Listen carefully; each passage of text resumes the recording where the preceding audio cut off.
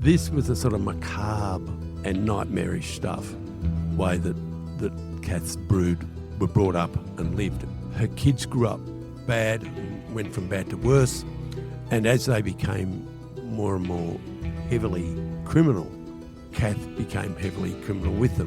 When her filthy axe-murdering sons killed somebody, she'd say, "Oh, don't waste his tracksuit, we'll keep that and I'll give it a wash and one of the other boys can wear it." I'm Andrew Rule, this is Life and Crimes. I've been away for a short while, and while I was away, something happened. That was the death of Kath Pettingill. Kath, alias Granny Evil, as she's called by the police, or the matriarch, as she was called by her most excellent biographer, Adrian Tame. Adrian Tame being a former editor of the Truth newspaper, who wrote his book on Kath back in the mid-1990s. And I have to say, I've only had a couple of tiny brushes myself with Kath. Once was at the launch of that book, which my memory has it was probably at the Cherry Tree Hotel down in Cremorne, Richmond Way, in the same area where Kath and her late and unlamented son, Dennis Bruce Allen, used to live and used to run illegal brothels and deal in guns and drugs and all sorts of bad stuff down there. And I'm pretty sure that's where they launched the book. It was a interesting affair because it attracted not only media types like us, but lots of people in the sort of demi-monde, former crime reporters from the old Truth days who were fairly colourful characters themselves, one of them being Johnny Grant, and a lot of people who would have served time at some point for various crimes, including very serious ones.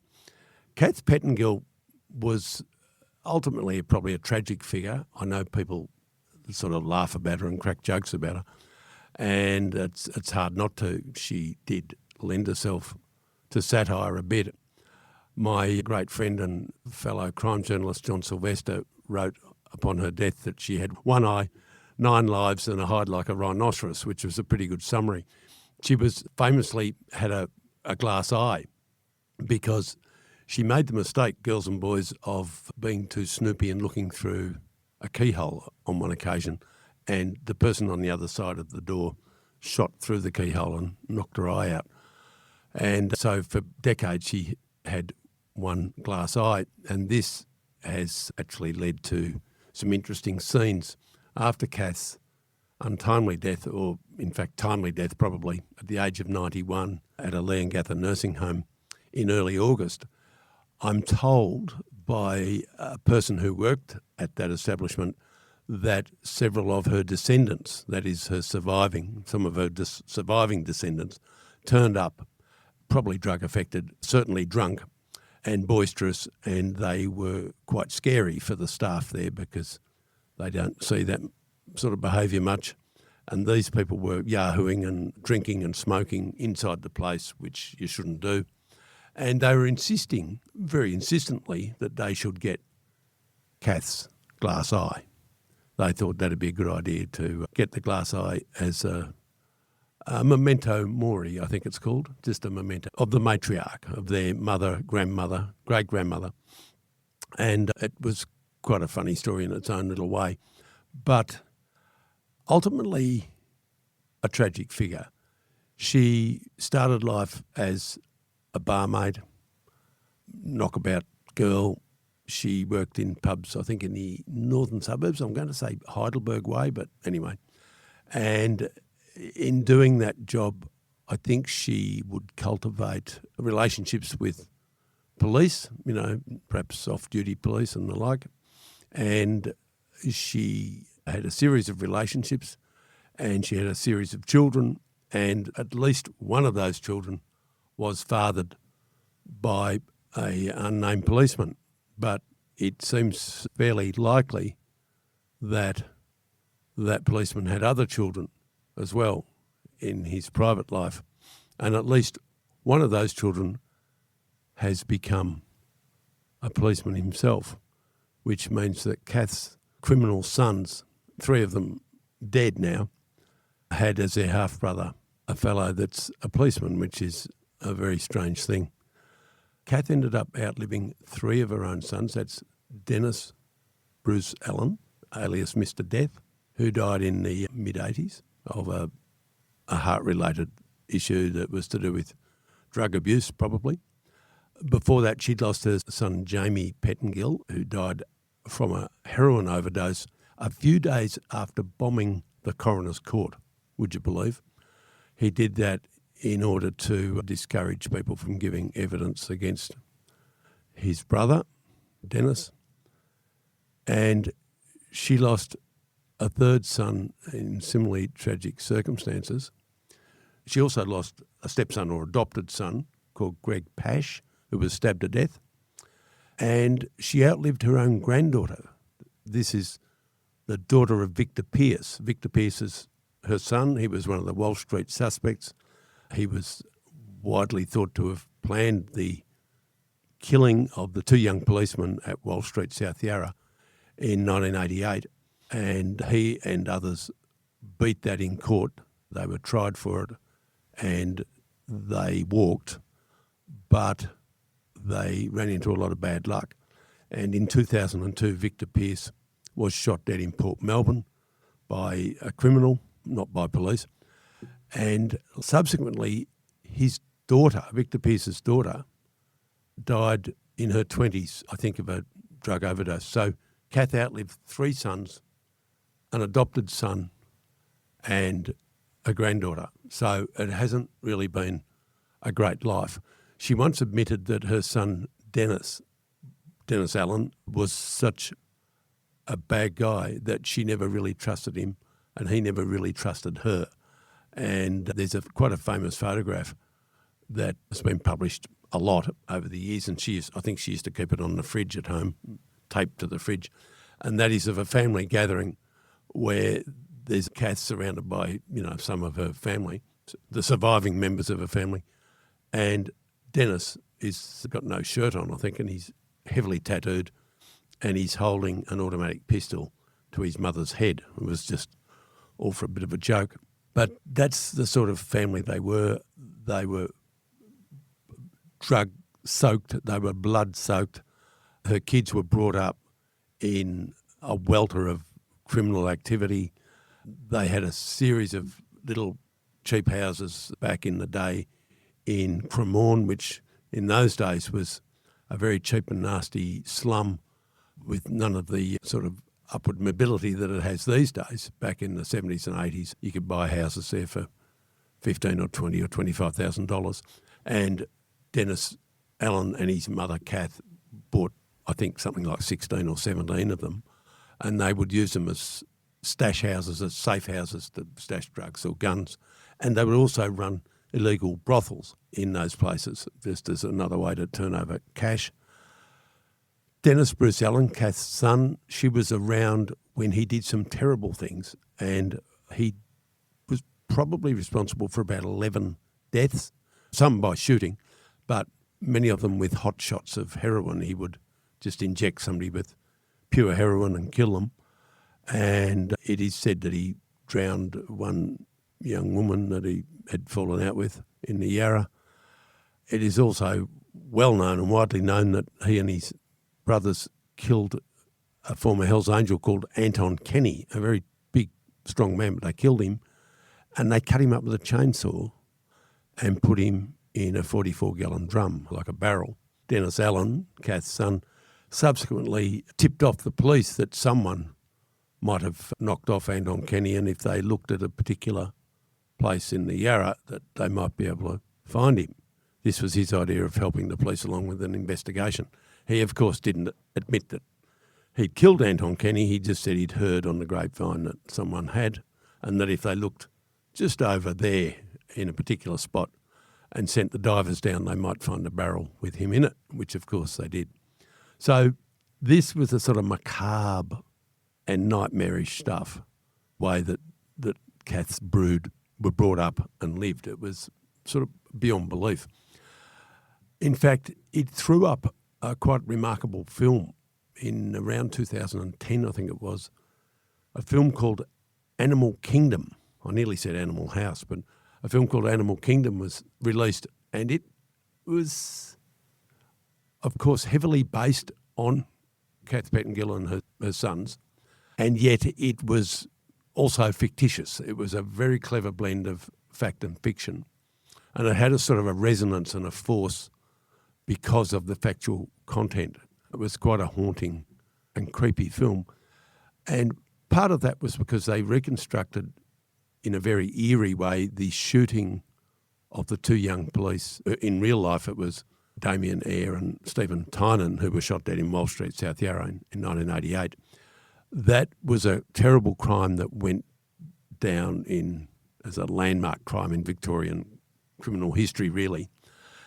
The shooting of the two young uniformed police, very young, one 19, I think one 21, something like that, was nothing to do with them. They were just accidental targets of very vicious and unhinged criminal behaviour. But the vicious criminal behaviour had been triggered because the day before the Wall Street shootings, armed robbery detectives had shot, probably we'll say in cold blood, an armed robber called Graham Jensen, who was at the time at Narre Warren buying a spark plug for his lawnmower, and it would appear was unarmed. He went down the hail of bullets in his station wagon, sitting in the street outside a mower shop at Narre Warren. And it would appear, despite the fact that a sawn-off rifle was later found dropped in the seat well near the dead man's feet, it is widely held that that was there retrospectively by someone. It's widely held that someone fetched such a weapon known in the trade as a throwaway and put a towel over it so it couldn't actually be seen easily, and took it over and dropped it in the car to make it look like a clean kill by the police who had been watching Graham Jensen and in fact ambushed him. A very interesting piece of police history. One policeman, who's now a very senior policeman, was subsequently charged with murder, and of course he beat that charge and was exonerated. Other police involved managed to walk away from it quite well. Again, it shows you the milieu that the Kath Pettingill and her family lived in. I know that within hours of the murders of Tynan and Eyre, a crime reporter called Kath and said, "Well, did your boys do it?" And she said, "Oh no, my boys wouldn't do that. They wouldn't kill, young uniformed blokes like that, just a couple of kids. They'd never do that. They'd go and find the detectives and shoot them," which was her way of saying that her guys hadn't done it. I think she was speaking with a forked tongue. It was very much her boys who'd been involved in it, Victor Pearce and other members of the family. Famously, there was a massive inquiry afterwards, and police kicked down every door of every criminal in Victoria looking for information, essentially, and they put so much pressure on the underworld that they hoped that the underworld would get sick of the pressure, because, when you're getting your door kicked in every day, you're not doing business, you're not selling drugs or whatever it is you do, and you run out of money. And so the police thought, enough pressure is applied, then someone will tell us something. It probably worked to some extent. They did arrest a string of suspects. They shot dead at Bendigo the presumed trigger man for the Wall Street murders, a bloke called Horton, Jed Horton. And that was an interesting shooting, but, well, apart from anything else, they tracked him down to like a caravan arrangement in a caravan park, one of those temporary home things that's, made of aluminium. And the SOG raided this fella who was a cop killer. Let's not beat around the bush, a very dangerous fellow who probably knew that it was going to end up in a shootout. But after they filled him full of lead and he was very, very dead, it's alleged that they picked up something like half a dozen handguns around the cabin where he was, which I always found to be a sort of unlikely number of guns to have found. Maybe he'd have 2 or 3, but why would he have, 6 or 7? It was just one of those funny things. But Kath boys were uniformly evil. She herself was up to her elbows in it. Although she'd started out, she was the barmaid who had the string of kids. Her kids grew up bad and went from bad to worse. And as they became more and more heavily criminal, Kath became heavily criminal with them. So the barmaid who turned a few tricks on the side ended up becoming this granny evil figure who was portrayed in the film, loosely portrayed in the film Animal Kingdom, in a fairly stellar performance by Jackie Weaver. They called her Smurf. I have to say that Jackie Weaver, professional actor, very attractive woman in her way, was a far more prepossessing figure than the real Kath Pettingill, and yet she came across as a blend of motherly concern and sheer evil.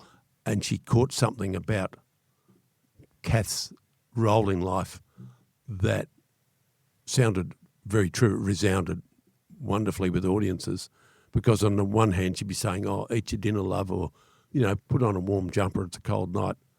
And then when her son's filthy axe-murdering sons killed somebody, she'd say, oh, don't waste his tracksuit, we'll keep that and I'll give it a wash and one of the other boys can wear it. It was very, very spooky stuff. But the real-life Kath was hard to satirise. In Life and Crimes, we have spoken to the former undercover policeman, Lachlan McCulloch, who was a very amusing man with a lot of good stories. And he would have told us, I'm sure, that when he started as a very young policeman straight out of the academy in mid-1984, that he was not allowed to start work at St Kilda because you had to go to some other stations before you went to St Kilda. And he worked at that wonderful inner city suburban police station at Richmond, which was a fairly tasty area in those days. The 80s Richmond was not overly trendy yet, and it was infested with Kath and all her bad kids because they had the places at Cremorne and they had illegal brothels up and down the streets and all sorts of stuff. Dealt lots and lots of heroin around the streets. And young Lachlan there, he's fresh-faced looking kid, almost straight out of high school. He sees outside the police station on his first week there this rather rough, tough-looking older woman. And he thought, oh, I feel a bit sorry for her. And he opened the door for her and said, would you like to come in, madam? Or something like that. And she said, who the f*** are you? or words to that effect. Or what the f*** are you doing? And he was astonished that she would be so rude to him. And then she marched inside and said to the older coppers, tough old coppers inside, who the effing hell is that idiot opening the door for me? And they just laughed.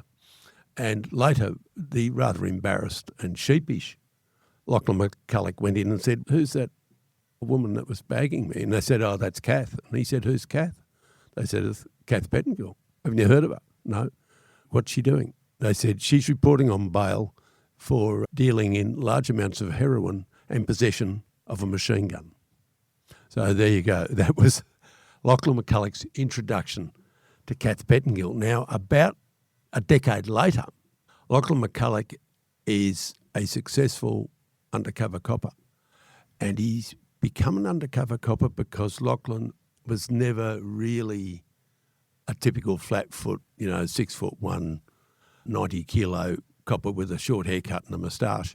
He was sort of lightly built, fair-haired, looked more like, a tennis player or a fisherman, which are his two passions outside police work. And he always had an ability to act a part and to he could pretend to be a street person.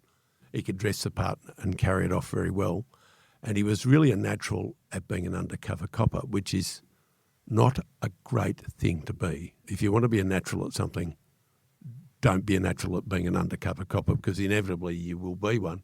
And then you'll end up in some very dangerous situations, very stressful situations. And that's what happened to Lachlan in several ways, two of them connected with Kath Pettingill. On one occasion, Lachlan is assumed the role of a low-grade crook called Lenny Rogers.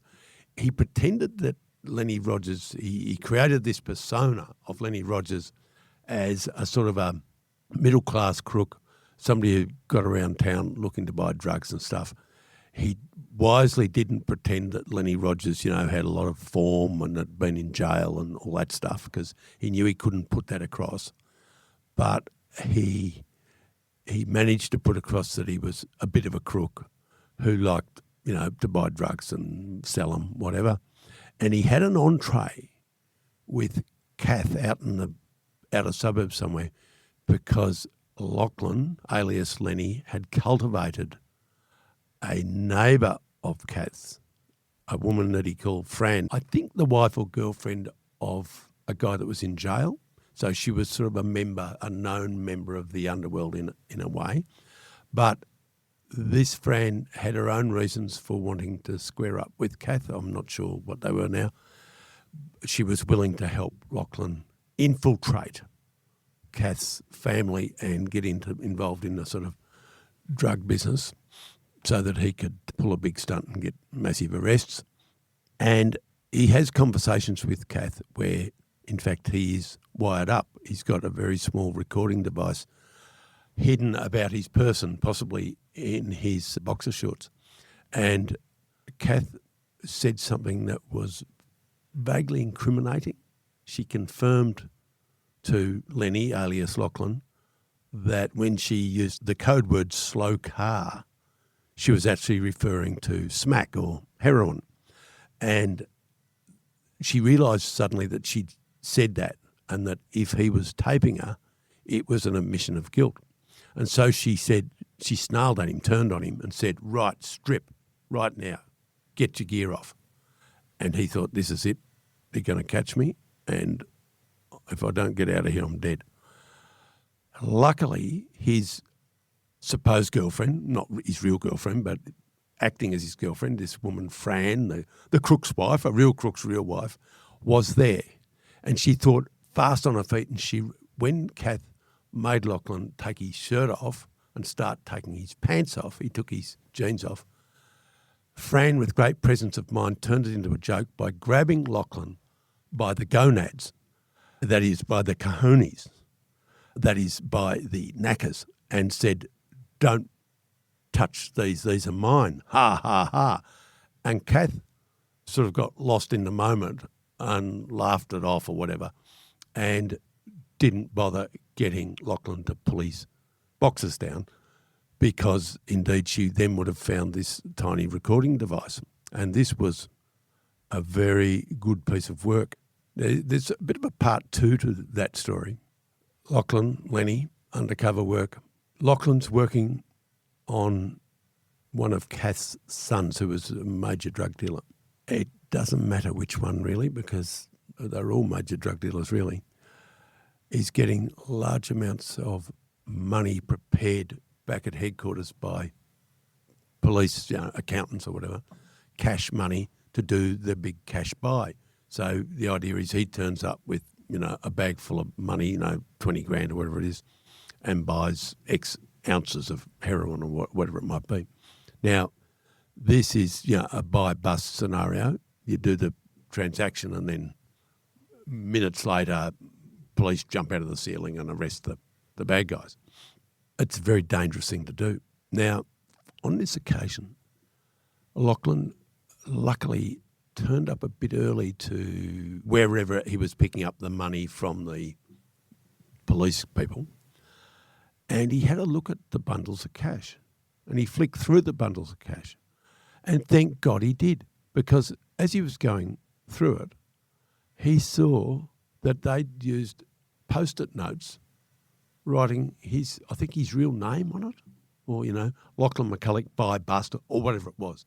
It was a highly incriminating from the point of view of getting him into trouble with the crooks. It would have immediately identified him as an undercover copper. This Post-it note stuck to the $20,000. And as soon as the crooks had taken that money away and looked through it, they would have found the post-it note so carelessly left, and it would have been Lachlan's death warrant because he was posing as Lenny, the would-be drug dealer, and he would have been exposed as, working for the police, and they probably would have killed him.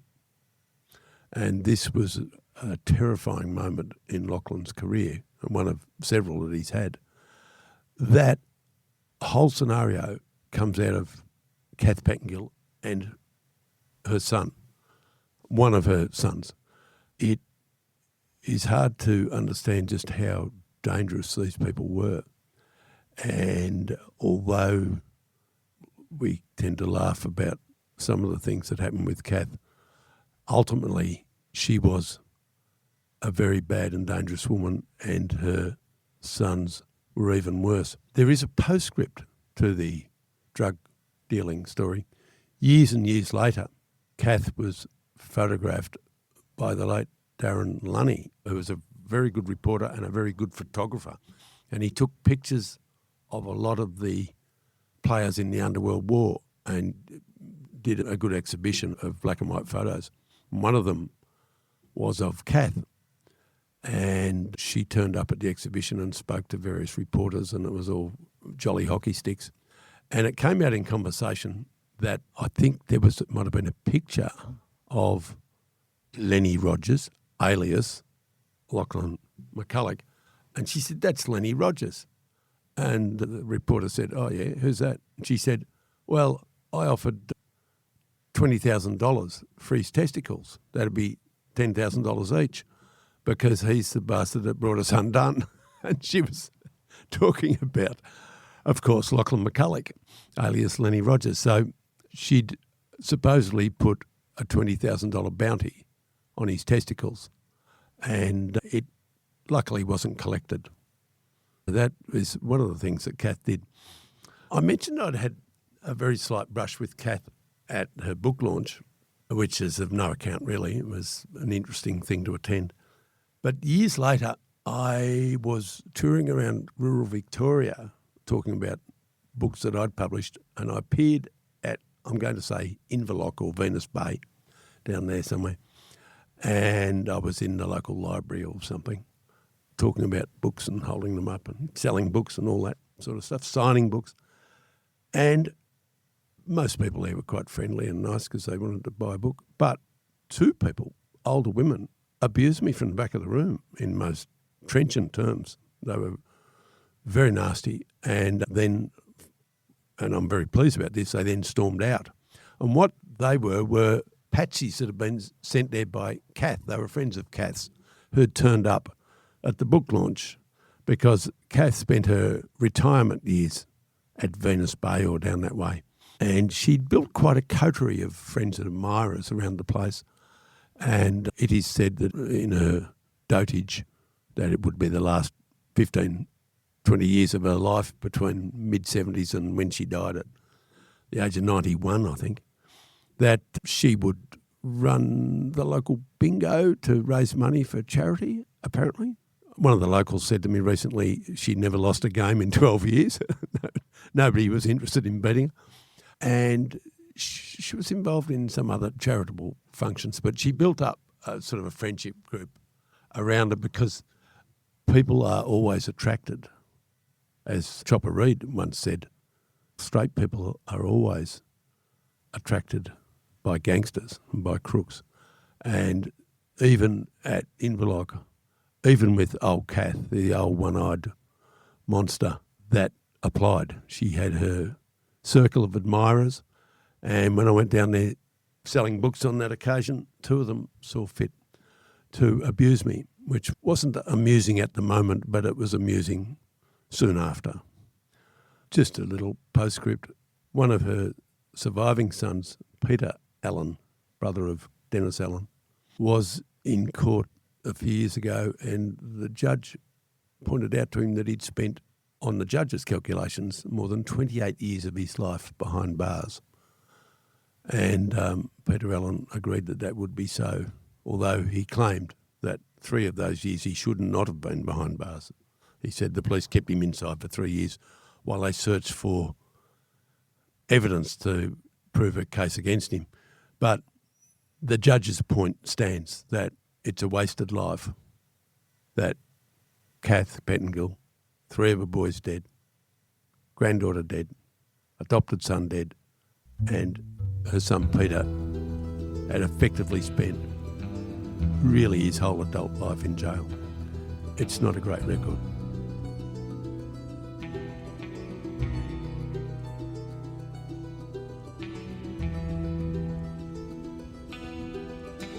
Thanks for listening. Life and Crimes is a Sunday Herald Sun production for True Crime Australia. Our producer is Jonty Burton. For my columns, features and more, go to heraldsun.com.au/Andrew Rule, one word. For advertising inquiries, go to newspodcasts@news.com.au. That is all one word, newspodcasts sold. And if you want further information about this episode, links are in the description.